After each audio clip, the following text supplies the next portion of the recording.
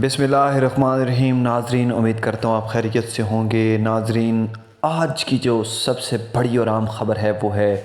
جو سائفر کا ٹرائل ہے اس کو اڑا کر رکھ دیا ہے۔ جو انٹر کورٹ میں اپیل کی تھی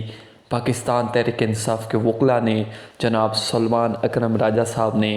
اور اس پہ جو 2 رکنی بینچ تھا، جسٹس جو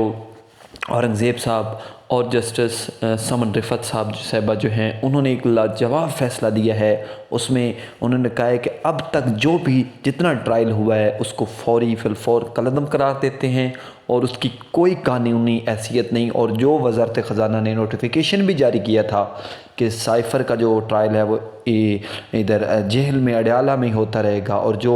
اٹک جیل میں بھی ہوتا رہا، تو خان صاحب جو ہیں وہ اس وقت بڑے مرحال میں لگ رہے ہیں۔ عمران خان صاحب نے آج جلسہ جو ہے پشاور میں پہلا کرنے کی ہدایت کی ہے اپنے وکلاء کو، اور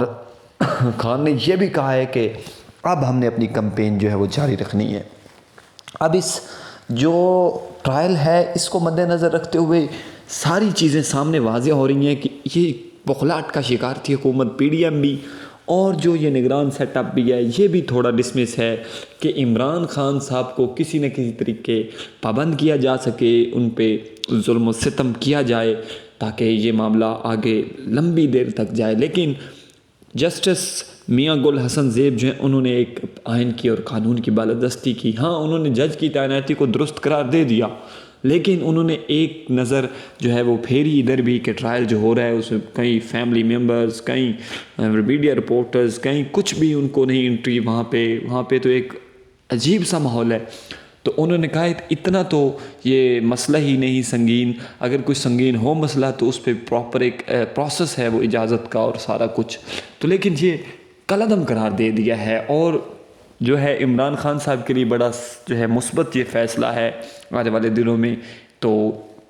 اور اس کے علاوہ جو 190 ملین پاؤنڈ کیس کا ہے، جو کیس عمران خان پہ جو چل رہا ہے وہ بھی اس کا بھی ٹرائل جو ہے وہ جیل میں ہی ہو رہا ہے، تو اس کی بھی وقت پھر دیکھیں کتنی کو رہ گئی۔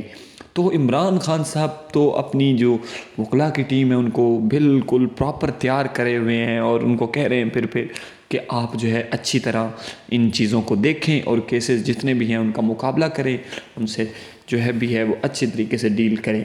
تو یہاں پہ عدلیہ پہ ایک بہت بڑا جو ہے وہ جو سوالیہ نشان ہے کہ عدلیہ جو ہے سٹینڈ لے اور عدلیہ جو ہے وہ آئین اور قانون کی بالادستی کرتے ہوئے جو فیصلے ہے وہ کرے تاکہ عوام کے لیے وہ فیصلے بہتر ہوں۔ کیونکہ آج کا جو فیصلہ آیا ہے یہ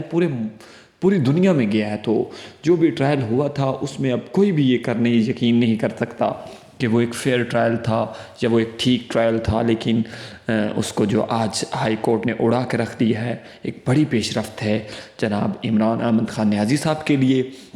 اور بھی جو آنے والے مختلف کیسز ہیں ان میں بھی یعنی کہ اس کا اثر واضح طور پر نظر آئے گا۔ پوری دنیا کی نظریں اس وقت پاکستان میں ہیں، جو کہ عمران خان صاحب کے ساتھ جو کچھ ہو رہا ہے اور جو کچھ کیا جا رہا ہے۔ تو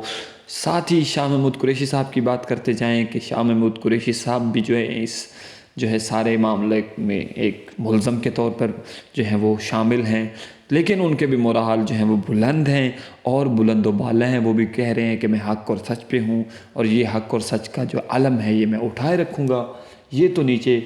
پھینکنے یا چھوڑنے والی بات سوال ہی نہیں پیدا ہوتا۔ ناظرین، آنے والے دنوں میں دیکھتے ہیں یہ ساری کہانی کیسے تبدیل ہوتی ہے اور کہاں جاتی ہے، لیکن امید یہ ظاہر کی جا رہی ہے کہ مختلف جو چیزیں نظر آ رہی ہیں کہ بہتری ہوگی اور ملک خدا داد کی سلامتی انشاءاللہ تعالی العزیز ہوگی۔